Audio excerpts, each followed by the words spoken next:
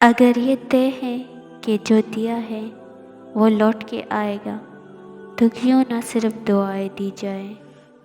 وہ انسان کامیاب ہے جو خوشی اور غم کو ظاہر نہ کرے۔ اپنے ارد گرد اچھے اعمال کے خوبصورت چراغ جلاتے چلو تاکہ موت کے راستوں سے گزرتے وقت تمہیں تاریکی کا احساس نہ ہو۔ ہر آدمی میں ہوتے ہیں 10-20 آدمی، جس کو بھی دیکھنا ہو کئی بار دیکھنا۔ جو نقاب رخ اٹھا دی تو یہ قید بھی لگا دی، اٹھے ہر نگاہ لیکن کوئی بام تک نہ پہنچے۔ ماں باپ کی باتیں کڑوی ضرور ہوتی ہے، مگر یاد رکھیں نیم کے پتے کڑوے ہی سہی مگر خون صاف کرتے ہیں۔ دھرتی پر سب سے زیادہ بوجھ ان نفرتوں کا ہے جو انسانوں کے دلوں میں دوسروں کے لیے ہیں۔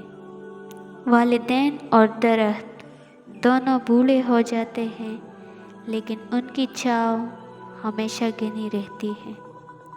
اچھے لوگوں کی یہی خامی ہوتی ہے کہ وہ سب کو اچھا سمجھ لیتے ہیں۔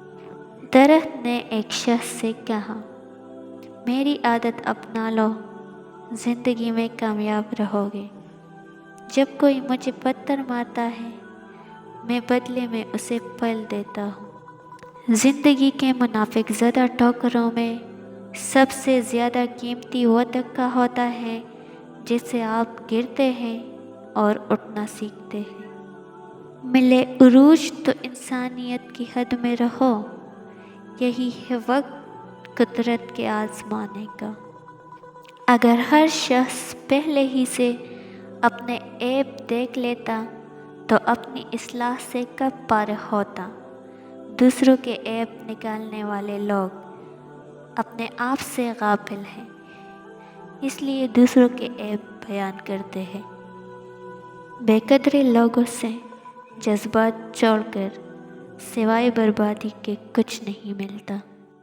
تمام عمر سہاروں کی آس رہتی ہے، تمام عمر سہارے فریب دیتے ہیں۔ جو آنسو ہم بہاتے ہیں وہ ہمارے دلوں کے باغات کو پانی دیتے ہیں۔ سورہ یوسف کا انتہائی پیارا سبق۔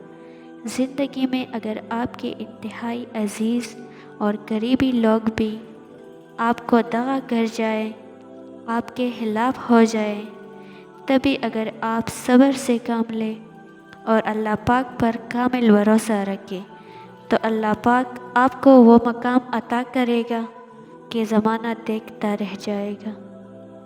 عادتیں رہ جاتی ہیں، لوگ چلے جاتے ہیں۔